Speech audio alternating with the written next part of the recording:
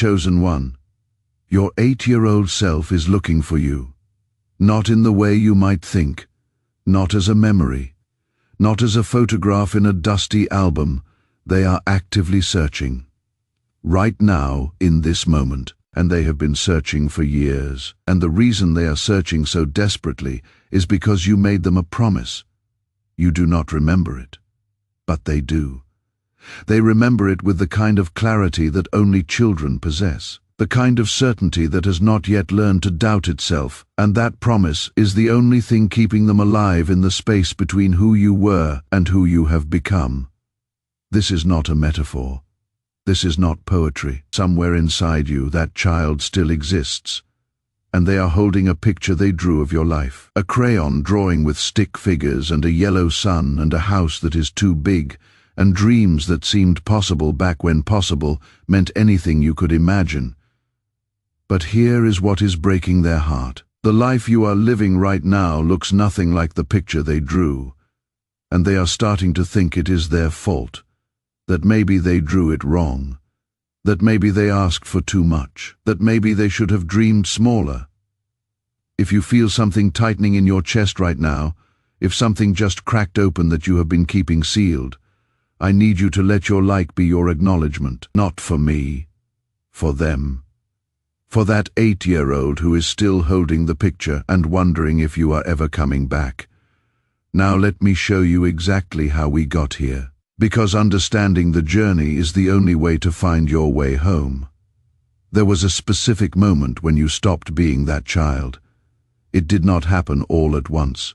It happened in a series of small surrenders, a series of moments where the world told you to be realistic and you listened, where someone said your dream was too big and you believed them, where you tried something and it did not work and you decided that meant you were not meant for it. The first surrender happened when someone asked you what you wanted to be when you grew up and you gave them the answer you thought they wanted to hear instead of the truth.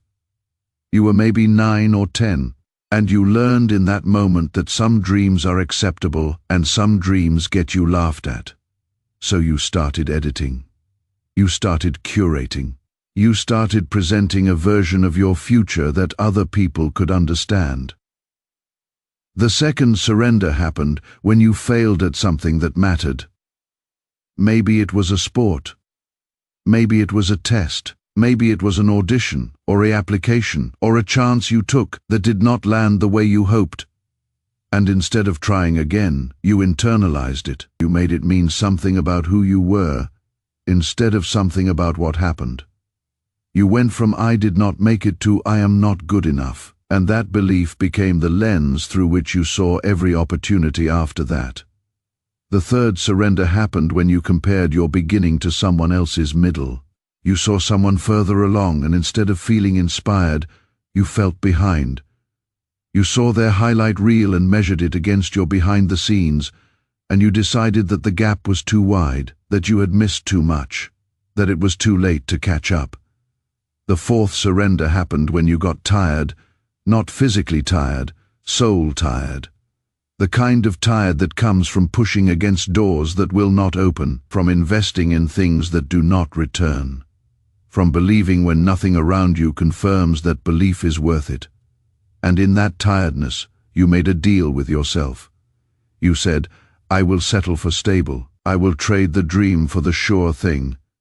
I will choose the path that does not require me to risk looking foolish. And the fifth surrender, the one that brought you here, happened when you stopped talking about it altogether. You stopped mentioning the thing you used to want. You stopped bringing it up in conversations. You stopped even thinking about it consciously, because every time it crossed your mind, it hurt. And it was easier to bury it than to keep feeling the ache of something that seemed impossible. If you just saw yourself in any of those surrenders, I need you to type the words I see it in the comments. Let it be your confession. Let it be the first step back toward the child who is waiting. Now here is what I need you to understand.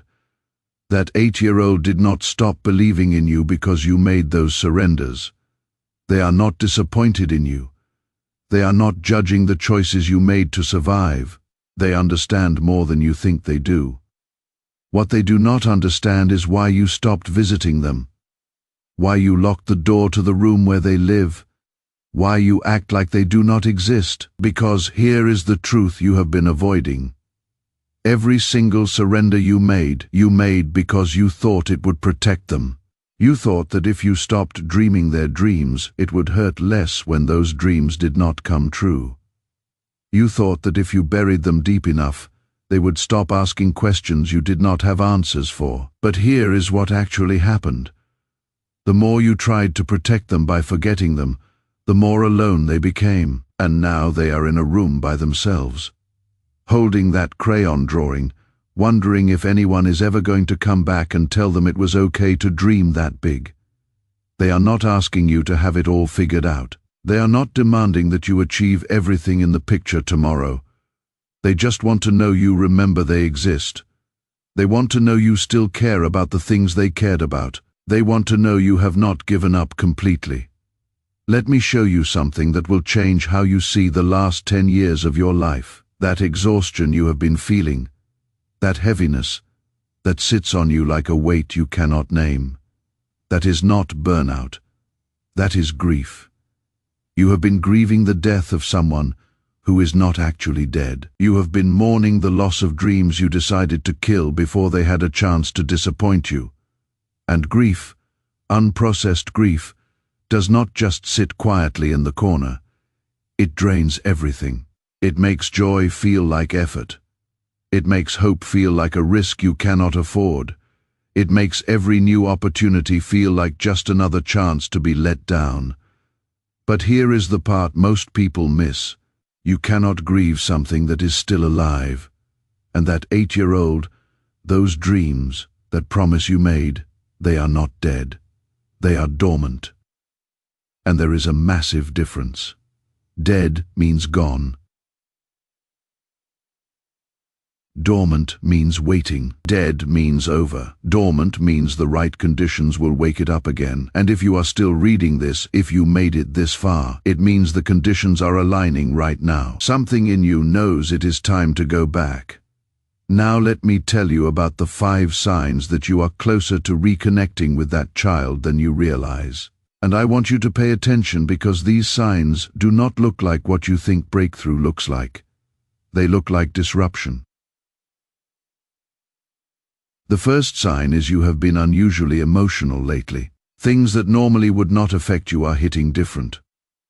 A song makes you cry. A movie scene stays with you for days. You see a kid laughing in a park and something in your chest aches. That is not weakness. That is the wall cracking. Dreams where you are back in your childhood home. Dreams where you are young again. Dreams where you are searching for something you cannot name but you know it is important. Those are not random firings of your subconscious. Those are invitations. Your inner child is trying to get your attention the only way they know how. The third sign is you have been thinking about people from your past. Not in a nostalgic way. In a what-if way. You wonder what happened to the friend who believed in you. The teacher who saw something in you. The version of yourself that used to take risks. You are being called to remember who you were before you learned to play it safe. The fourth sign, you have been feeling restless. Nothing is technically wrong. Your life is fine. Some days it is even good, but there is this constant hum underneath everything that says this is not it. This is not what I am here for. That restlessness is not dissatisfaction. It is your soul telling you there is more, that you are not done yet, that the picture your 8-year-old drew is still possible. And the fifth sign is the reason you are reading this right now. Something made you stop scrolling. Something made you click. Something in the title or the thumbnail or the first few seconds caught you and would not let go. That was not the algorithm. That was your 8-year-old self reaching through the noise and grabbing your hand, saying, please, just listen, just for a few minutes. Remember me. If any of those signs resonated, if you felt the truth of them in your bones, I want you to comment the words I am listening. Let it be the signal that you are finally paying attention. Now I am going to give you something practical. Something you can do today that will start rebuilding the bridge between who you are and who you were. I call it the letter home. And it is simple, but it will undo you in the best possible way tonight. Before you go to bed, I want you to write a letter to your 8-year-old self. Not in your head, on paper, or on your phone if you have to. But write it out. Start with "Dear me," and then tell them everything. Tell them you are sorry you forgot about them. Tell them you are sorry you stopped believing in the things they believed in. Tell them you understand why they have been so quiet. Tell them you see the picture they drew, and even though your life does not look like it yet, you are not giving up on it. Tell them about the things that scared you into surrender. Tell them about the moments you chose safety over the dream. Tell them why you thought forgetting them was kinder than disappointing them. And then, this is the most important part. Tell them what you are going to do differently starting now. Not a massive overhaul, not a vision board with 17 goals. Just one thing. One small thing that moves you closer to the life they imagined. Maybe it is signing up for that class you have been thinking about for 2 years. Maybe it is saying no to the thing that drains you so you have space for the thing that fills you. Maybe it is just admitting out loud to one person that you still want the thing you stopped talking about. Write that letter, read it out loud, and then keep it somewhere you will see it. Because that letter is not just words on paper. It is a contract. It is a commitment. It is you telling that child, "I am coming back for you." If this tool just gave you something concrete to hold on to, something you can actually do tonight, let your like be your confirmation. Let it tell me you are not just consuming this message, you are going to act on it. Now, before I take you to the final part, I need to talk about something that most people will not say out loud because it feels too vulnerable. But vulnerability is the only way through. So here it is. You are terrified that if you go back to that 8-year-old, if you reconnect with those dreams, you will just end up disappointed again. You are afraid that the picture they drew is not possible anymore, that too much time has passed, that you are too old, too late, too far behind, and that fear is the only thing standing between you and everything you have been aching for. So let me dismantle that fear with the truth. Your 8-year-old self did not draw a picture of your timeline. They drew a picture of your essence. They were not predicting your future. They were declaring your nature. The dream was never about becoming a specific thing by a specific age. The dream was about living in alignment with who you actually are. And that does not expire. You do not age out of being yourself. The singers who made it at 50 were not less singers at 30. They were singers waiting for their moment. The writers who published their first book at 60 were not less writers at 40. They were writers writing in the dark. The entrepreneurs who built empires in their 70s were not less visionaries in their 50s. They were visionaries preparing for scale. You think you missed it. You did not miss it. You have been in preparation. Every job you hated taught you what you do not want. Every failure you survived taught you resilience. Every year you spent playing it safe taught you the cost of not taking risks. You are not behind. You are being positioned. And that 8-year-old who drew the picture, they were not drawing what you would be at 25 or 35 or 45. They were drawing what you would be when you finally stopped running from who you are. If that just shifted something, if you felt a weight lift off your chest, if you just got permission to stop measuring yourself against a timeline that was never yours, let me know in the comments. Type the words, "I am not too late." Now, let me tell you what happens when you go back, when you write that letter, when you reconnect with that child, when you start honoring the picture they drew, instead of dismissing it as childish imagination. First, the color comes back. Things that felt gray start to feel vivid again. Music sounds different. Food tastes better. Conversations have weight. You stop sleepwalking through your life and start showing up to it. Second, the energy returns. Not the caffeinated fake energy that crashes by 2 p.m., the real energy. The kind that makes you want to create. The kind that makes you stay up late working on something just because it excites you. The kind that you thought you lost forever, but was just dormant. Third, the people shift. You start attracting different humans. Not because you changed your location or joined new groups, because your frequency changed. You start resonating with people who are also done playing small, people who remember their 8-year-old selves, people who are building the lives they drew in crayon. Fourth, the opportunities appear. Doors you did not even know existed start opening, not because the universe suddenly decided to bless you, because you are finally available for them. You were so busy managing disappointment that you could not see possibility. Now you can. And fifth, the peace comes. Not the peace of having it all figured out. The peace of being in alignment. The peace of knowing you are finally moving toward the picture instead of away from it. The peace of looking your 8-year-old self in the eye and saying, I am keeping the promise. But none of this happens if you stay in the place where you have been hiding. None of this unfolds if you keep that door locked. So here is what I need from you. I need you to make a decision right now, not a feeling. A decision. Are you going back for that child, or are you leaving them in that room? Because they will wait forever if you let them. They will hold that picture until their hands go numb. They will believe in you until believing becomes the only thing they know how to do. But is that what you want?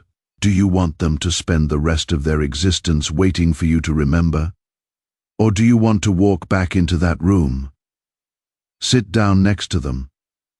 Look at the picture they drew and say, you were right, it is still possible, and we are going to build it together. If your answer is yes, if you are ready to go back, I need you to type the words I am going home in the comments right now. Not later, not when you have time to think about it right now. Let your fingers make the commitment your heart is afraid to make out loud. Now let me pray something over you that your 8-year-old self has been praying every night since you stopped visiting. This is not my prayer. This is theirs. I see you. I see you trying so hard to be what everyone else needs. I see you carrying weight that was never yours to carry. I see you pretending you are fine when you are not fine. And I need you to know something. You do not have to earn my love. You do not have to achieve the dream perfectly for me to be proud of you. You just have to come back. You just have to stop pretending I do not exist. I do not need you to have all the answers. I just need you to remember the questions. I do not need you to be fearless. I just need you to be willing. I drew this picture because I knew who you were. I drew this picture because I could see what you could not see yet. And I am not asking you to build it overnight. I am just asking you to pick up the crayons again, to remember what it felt like to dream without a backup plan, to imagine without immediately calculating the odds, to want something just because you want it, not because it makes sense. You think you let me down. You did not let me down. You just forgot I was here. But I never forgot about you. Not for 1 second, not for 1 year. I have been here the whole time waiting, and I will wait as long as it takes. But please, come back soon. I miss you, and I have so much to show you. If those words just wrecked you, if you feel tears you did not know were there, if something just broke open that has been locked for years, you are exactly where you need to be. Now let me tell you why this moment matters more than any other moment in your life. You are in a window. A brief window where the door between who you are and who you were is unlocked.